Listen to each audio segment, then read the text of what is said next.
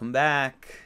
Matt here with episode 43 of Zero Carb Journal. I said that funny. Morning, you guys. How are ya? How's everyone doing? Hope you guys are doing great. Making progress. Staying positive. It's, what time is it? It's about 8 o'clock.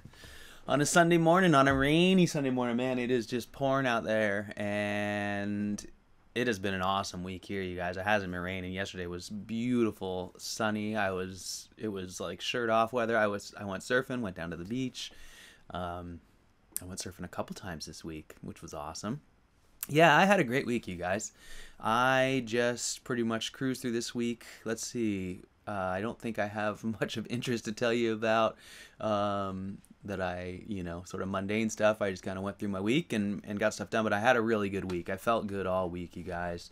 Didn't stray, ate my lamb burgers, or lamb and beef mixed burgers that I've been eating. I'm eating, as I have been, about 3 pounds a day, and really enjoying them. And what else? I think I ate some lamb shanks, and I ate some lamb ribs. So about 3 pounds a day, and every couple days of the week, I eat about 4 pounds. Stayed really regular for the most part all week. You know, the fattier lamb bits, the ribs and shanks, they do, just like I said last week, they do sort of send me to the bathroom. It seems like an extra trip or two during the day. I did end up having to use the bathroom in the middle of the night. Nothing bad, but just interesting to note. I'm pretty sure, again, like I said last week, it's just the fatty, the fat content of that meat sort of upsets my stomach a little bit, or upsets my digestive system. It wasn't upset. I wasn't hurting or anything, but anyways, boring old stuff. Same old, same old. So what a week, though. I had a really good week. Personally, I got a lot done. I felt like I stayed really positive, and kind of felt like I really settled into, there was a few days in the week when I was like, what am I doing? And sort of felt like I was sort of off track a little bit and wondering what my next direction was. I guess what it was I've written my goals down. I know what my plan is, but I just, I'm sort of like in a holding pattern, I guess you'd say. And I guess I was like anxious to move forward faster, and so I sort of sat down and reevaluated what I was up to. Sometimes I'm like, maybe I should go, just get a job. And I'm doing great. I'm totally cruising. I don't have much income, but I'm kind of like staying just right at the level I'm at, which has been amazing. I haven't really hit this maintenance level ever. Well, I mean, there's been times in my life when I made, anyways, with regards to my goals of being here and finding financial independence at home. And so, yeah, this week anyways, I just sort of was like, whoa, I'm not feeling super active. And then I kind of sat down and reevaluated my goals and what I was up to. And yeah, I just really kind of was, I think more than anything, I just was like, it was a little unsettling to not have to work so hard to move forward. I've been pushing so hard for so many years now. Really, life is always a struggle, I guess, for all of us. But for these last 3 years of finding my health and, getting sick and restructuring my living situation and my income and my everything. I decluttered and sold everything I owned, and well, you guys know the whole story. And so, yeah, it's a little, every now and then I just have to look at my chart of where I'm going, my map, and know that I'm on the right track. So yeah, so I had a really good week, is what I'm trying to say. I'm trying to say that I sort of struggled with that a little bit and reevaluated what I'm up to and feel really good about my path. So a big part of that is my health and my, evaluating how I'm feeling and my lifestyle, what I'm eating, how it's affecting everything, and in the sense that it's a big part of how I feel about my progress and all of those things. So anyways, I just I guess what I'm trying to say is I reaffirmed really what I'm doing and what I'm feeling here about this whole program, and I really couldn't be more stoked. I had a couple experiences that really sort of firmed that up. I went down to the beach surfing, as I said, and I ran into old friends like I always do down there. This time I saw someone who had moved away from town and is recently back, someone who I haven't seen for probably 15 years. I didn't recognize them, actually. And they ran up and go, "Oh, yeah, blah, blah." And I was like, "Oh, I recognize your face. Tell me your name." And it was someone who, you know, I was pretty tight with a long time ago. And they just were sitting there with another friend. And that person was like, "Man, you look fantastic. Well preserved." And it felt really good. So, you know, it's still... And then I had another interaction with another old friend who said the same thing, who just said, it's just obvious, you know, how healthy you are these days, to everybody. And yeah, it made me feel really good about my choices and my goals and where I'm going right now. So anyways, I got some stuff I do have a topic today, or a couple of them that I'd like to go over. I want to go over my workout a little bit. I did some filming this week just of my workout, and, you know, I just want to touch on that. You know, as you guys know, I do calisthenics. I use rings because rings enable one to really scale the intensity of many exercises, such that, you know, I feel I really don't need anything else. There's a lifetime ahead of me of challenge there of more difficult weight than I can move, I guess you'd say. So, you know, it's a lot like a weight set, but you just don't need all the stuff, because you can scale the progression such that it's always more and more difficult regardless of how strong you are. So, you know, I do a real simple routine. I basically follow what's called the recommended routine at Reddit's Body Weight Fitness.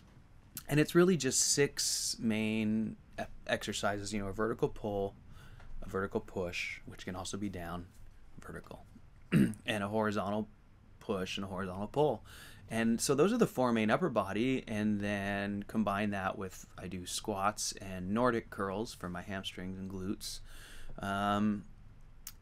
And that's really the main part of the workout. Now I work on 3 skills, which is my handstand, my front lever, and my planche. And then I combine that with 3 abdominal exercises that are the 3 directions our abdomens move, which is anti-rotation, anti-extension, and anti-flexion, compression. I'm not sure what the right word is there. But at any rate, so 3 ab exercises, which are Pallof press, pushing to the side, twisting, hyperextension, reverse hyperextension, which is sort of bringing your legs backwards up into a Superman position, and ring. I do a ring rollout, which is similar to like an ab wheel, and sometimes I do those with weights, sometimes not. So it's just those 6 exercises. As you guys know, I found that I wasn't able to really maintain a high volume of workout, and so I've been trying to structure my workout such. So lately I've been splitting those exercises into 2 days. I just listed 12 exercises, actually. I said 6, but it's really 12 when you count those skills I'm working on, accessories. So I split them into 2 days, and I do a day of 6 of them, and then the next day, you know, so Monday, Tuesday I work out, and then I take Wednesday off, and then work out Thursday, Friday. I've been finding I haven't been able to even do 2 of the hard day. The hard day is when I do all my push-pull stuff, and then I just do an easy day of my handstands and ab work. And so, as I've mentioned many times over this journey, you know, one thing I found was I was just been overdoing it. And so I find that one day now of those difficult days really just gasses me. I mean, I was burnt for the whole week. Well, I'm going to show you this little video I filmed. It's just a little clip of each of my exercises. I do more of each of them than I'm showing. I do 3 sets of each, and I do, you know, usually about 6 or 7 of each one, although the dips with the weights I can only do, I think, 4. But I watched the video. I'll show it. It's probably, I'll be showing it right now maybe. And You can see how hard I'm straining. I just don't know how to take it easy. I think that a big part of my problem, I've never lifted weights with anyone who knows how to do it. And I always push myself really hard. And now I've been reading and reading and reading. And I think for the last few years of doing this, I just have been going too hard. Maybe I need to back down a little bit, save some gas in the tank, and just not kill myself. So, and it isn't a function of killing myself with like volume, like I'm just going to work out every day, all day. It's that I just try super hard each time, each individual lift. I just have to lift my max weight, it seems like, or whatever it is every time. So I'm going to try and learn to do better at that. Watching this video really helped me. But aside from all that, what I wanted to say about it was, you guys, I took some progress pictures. Over the last 3 years, I've been taking progress pictures. And if you don't mind seeing me in my underwear, I think maybe I'll put some up here because, I feel pretty good about it. And so I'm going to put those right here. So I'm going to be in my underwear, dude in shorts. So don't look if you are offended. But I'm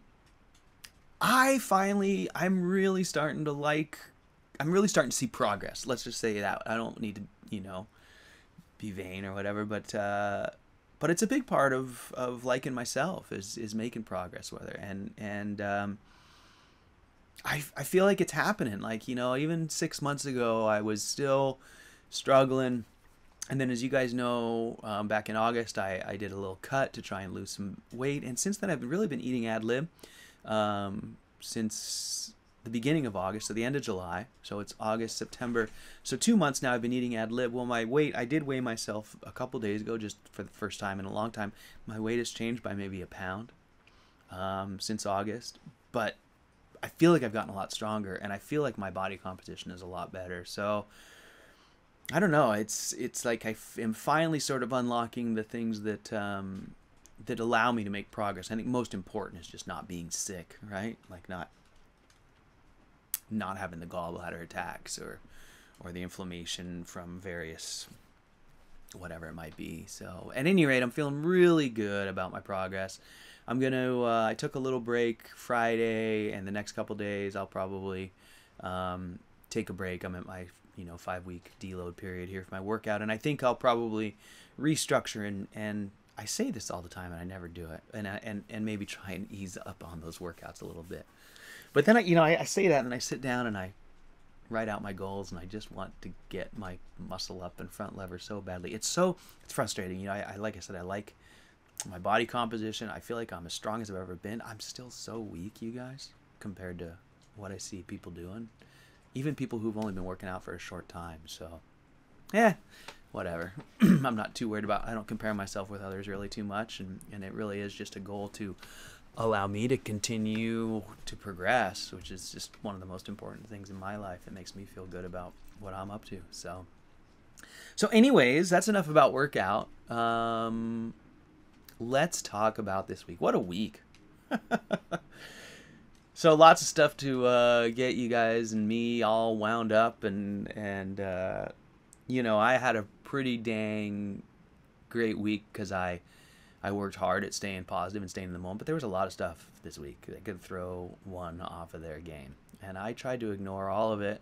A lot of it was hard to ignore, and I won't talk any of the stuff that doesn't have anything to do with you or I, but I do want to talk about one of the sort of underlying influences on, I would say, a lot of people in our circle's moods this week, especially the early part of the week, was the nutrition talks. Was that this week? Gosh, it feels like a year has gone by this week, doesn't it?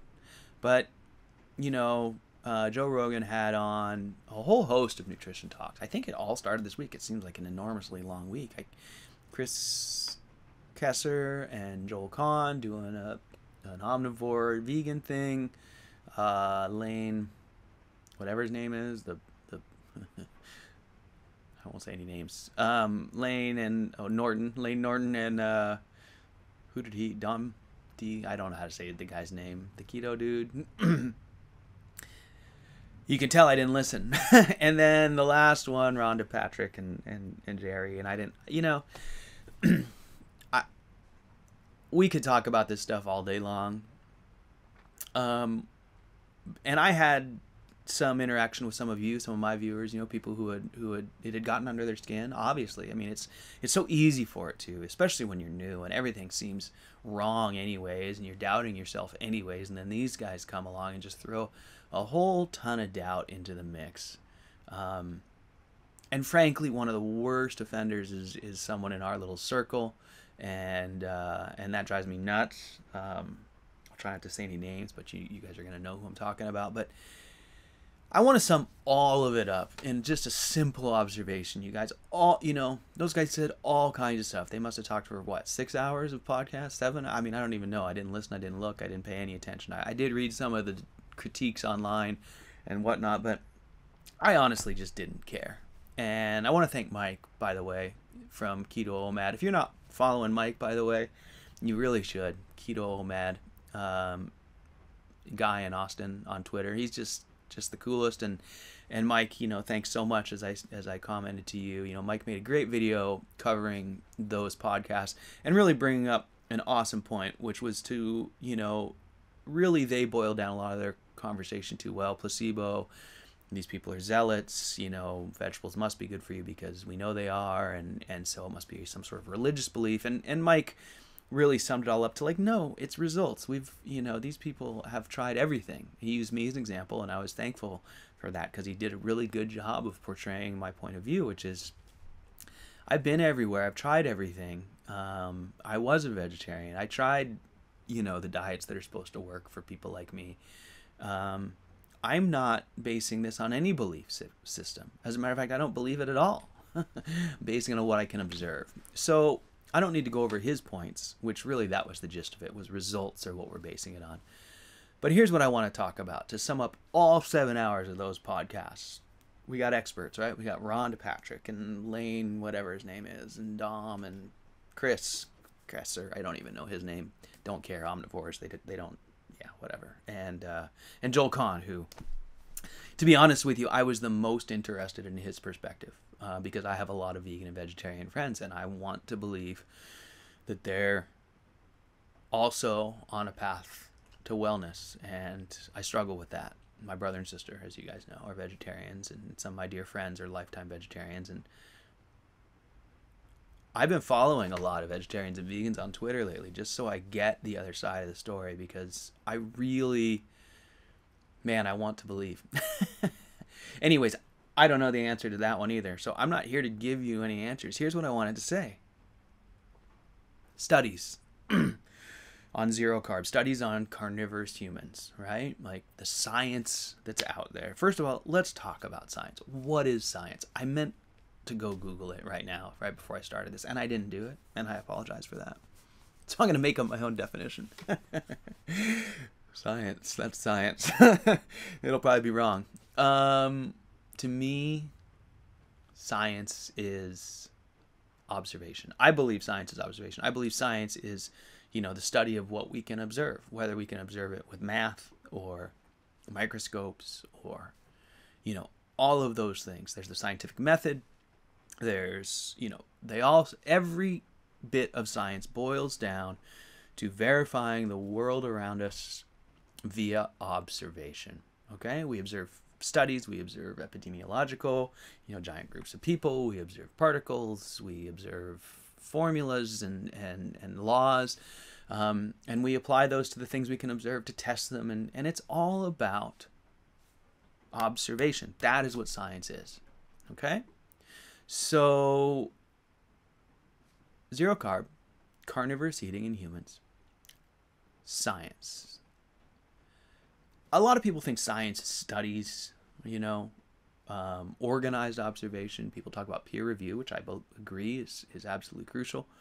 Keep in mind, I have no education in any of this, so I'm so off base with most of this, so don't pick on me. But at any rate, we get these experts on, right? And they are scientists. They're PhDs like Lane and Rhonda, or, or whatever their credentials might be.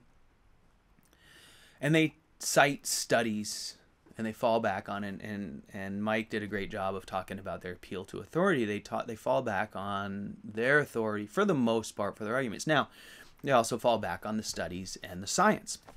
However, there is zero science studies on zero carb or carnivorous eating. That's not true. There's one, right? There's Stephenson's Bellevue experiment in 29 or whatever. So there's one study. There's one piece of hard science. No one brings that up. None of the experts, the scientists who are evaluating this, none of those scientists have any experience that I know of with carnivory. Rhonda's never eaten a carnivorous diet. Lane's never eaten a carnivorous diet. I don't believe Chris has either. I know Joe hasn't. Dom, I don't think he has. So what do they know? Like, what are they talking about? Like, what are they spending 2 hours discussing? And I'll tell you what it is.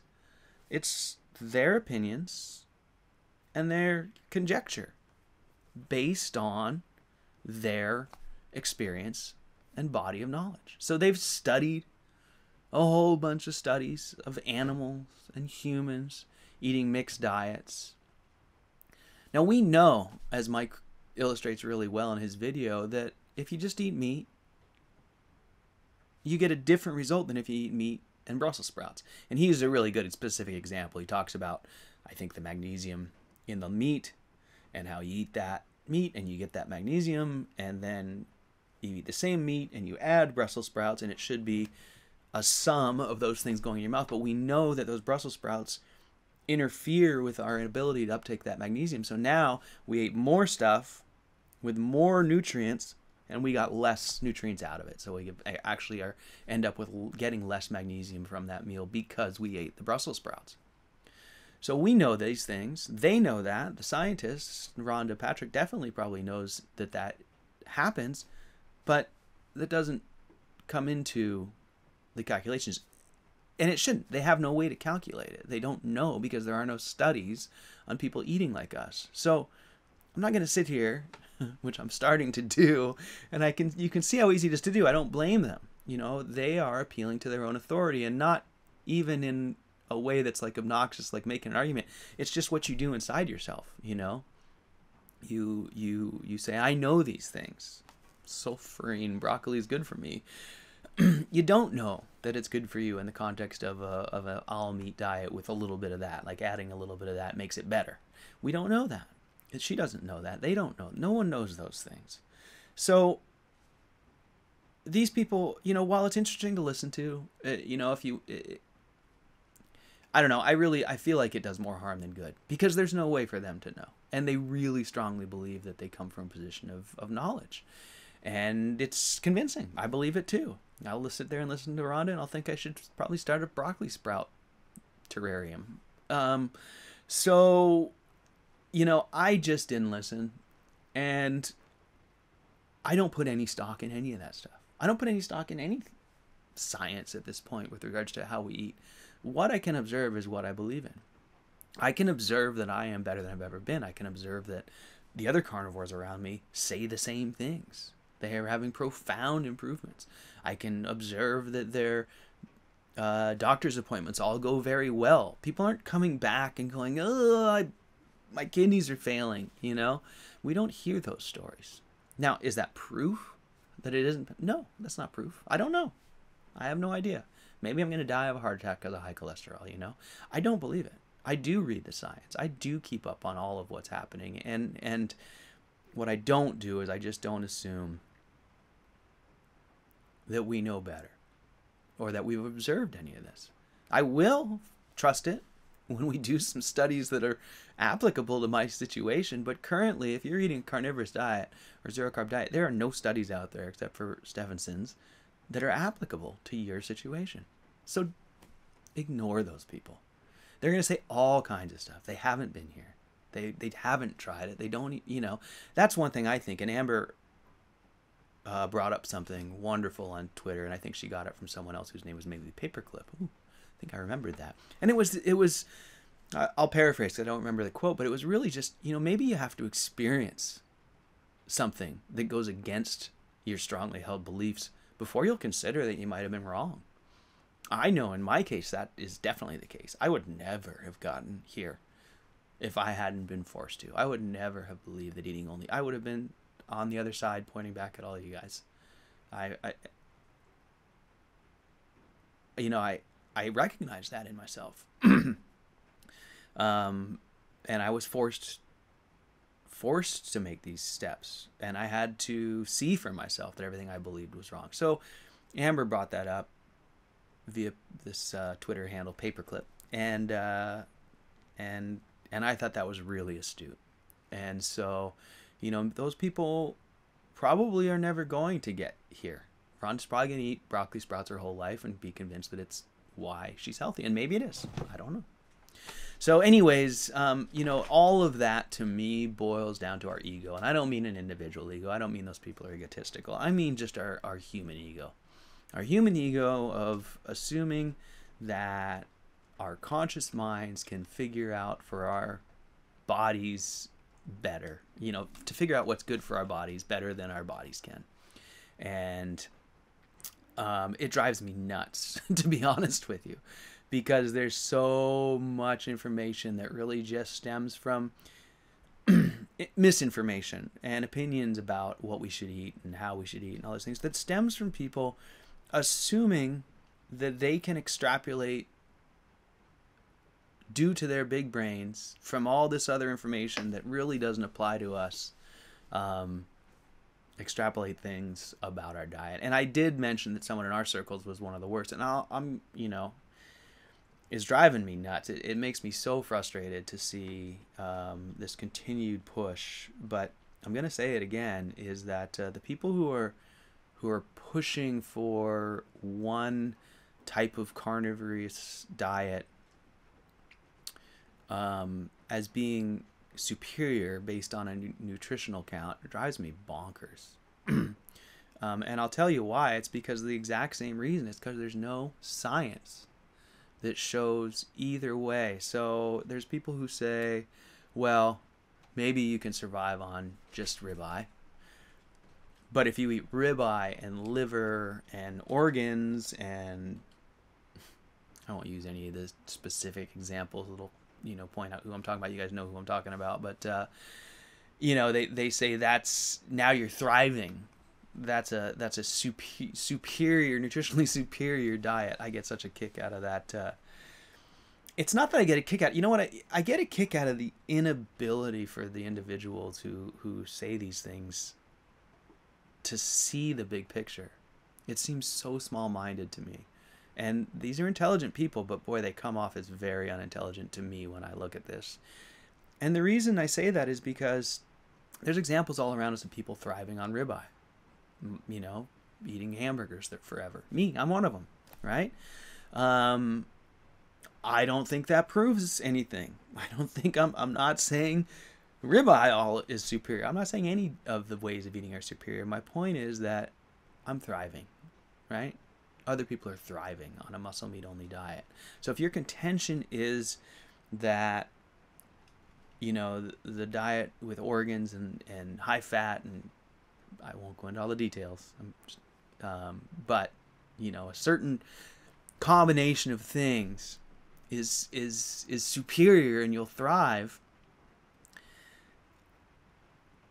I just can't even understand the disconnect. To me, it's the exact same thing as looking at your daily multivitamin, and I don't eat any multivitamins, we know this, but let's say you're a multivitamin eater, taking your multivitamin and looking at the numbers on the back and saying, wow, if one is good, 10 of these multivitamins is better, right? It's not the way it works. And that's what really drives me bonkers is about these folks who say this stuff is they're smart. They study nutrition. They should know that we don't use more than we need. And if we don't have enough of something we need, we have a deficiency. And it manifests in some way. So I've asked these people specifically these questions. What should I be looking for these deficiencies? And I mean it in an honest way.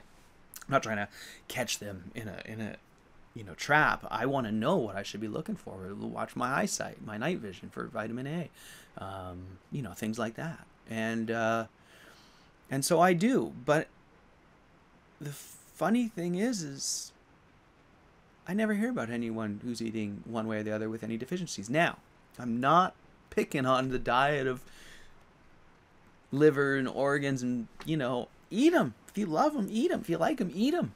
Yeah, they have a ton of nutrition. Yeah. You're going to, be getting guaranteed your adequate nutrition. And that's great.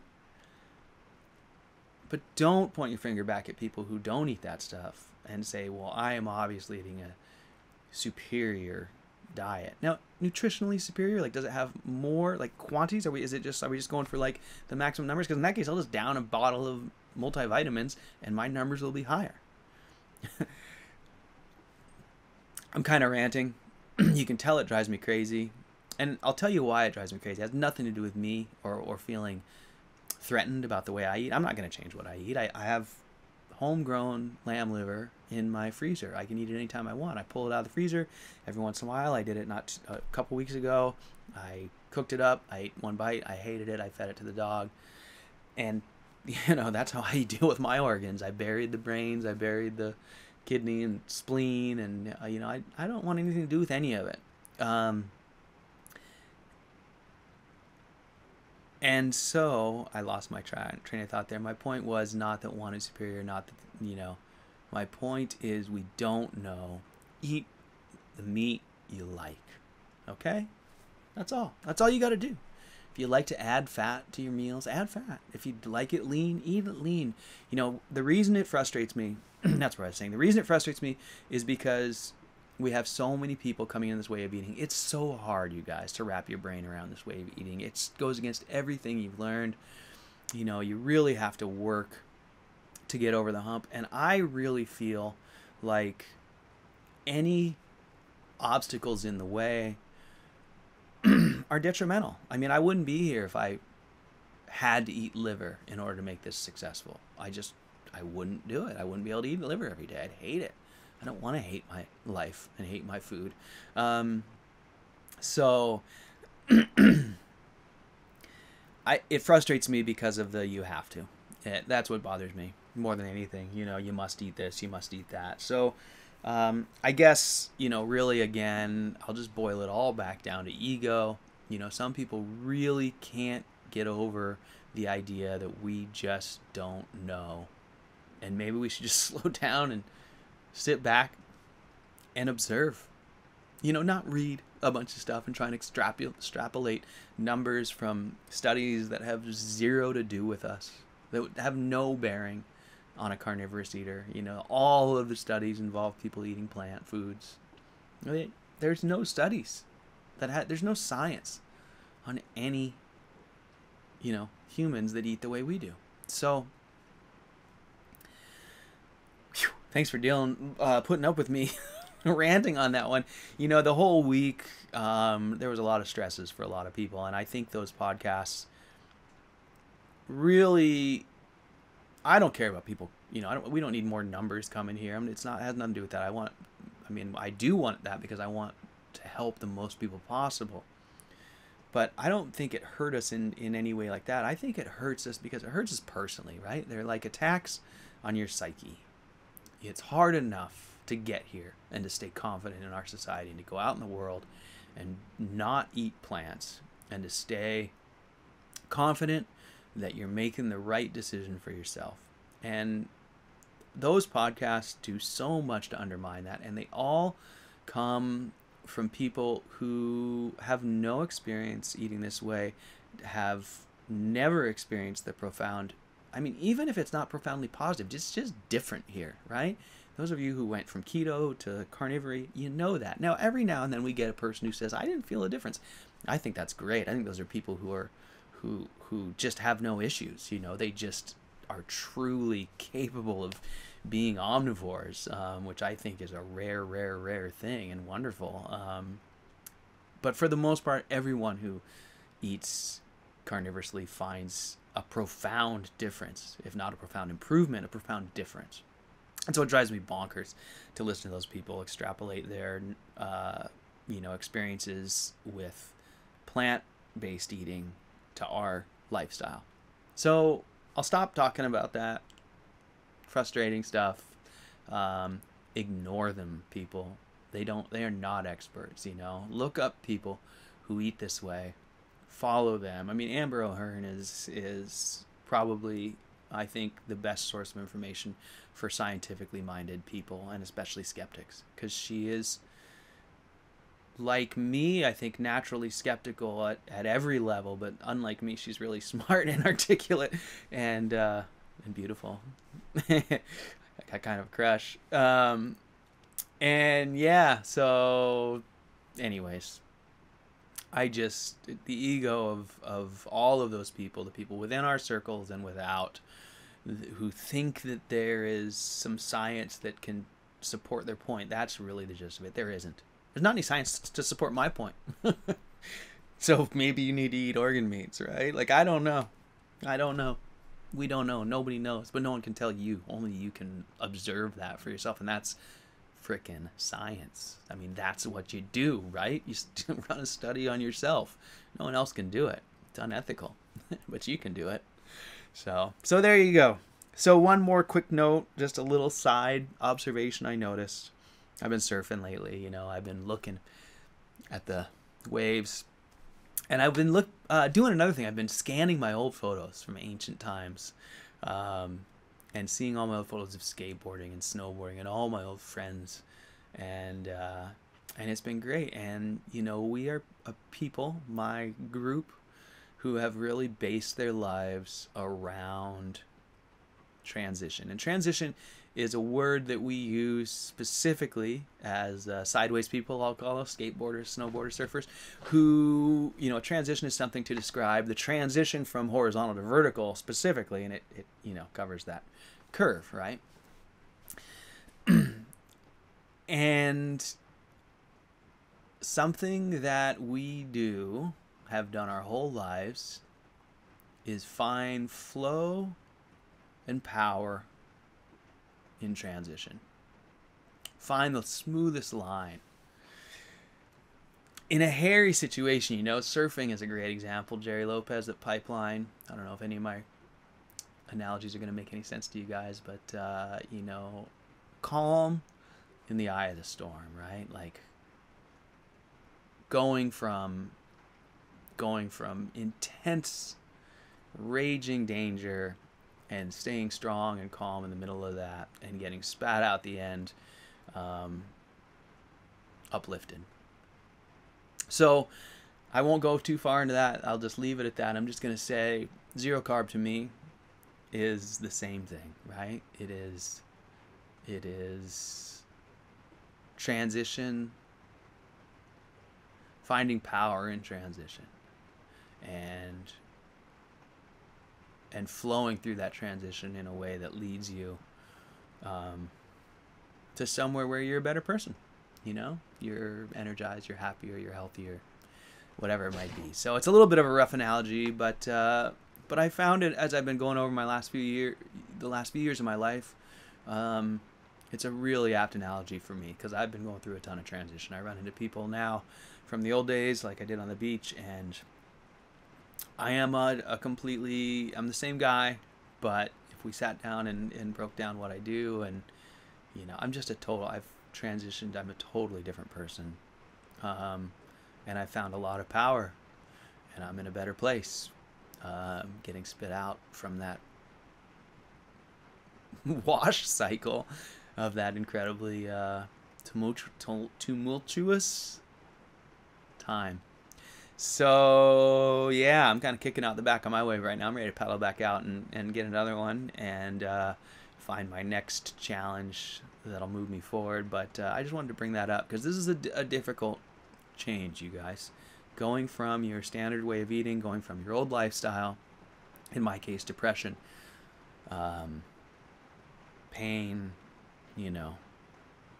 all sorts of stuff, and transitioning to where I am now, just know that you're going to get there, but it's going to be hard, and you got to dig in hard, and you got to stand up strong, and stay the course. Keep your eye on that little bit of sky poking out at the end of the barrel there. You'll come shooting out in a big cloud of spray, and your friends will cheer.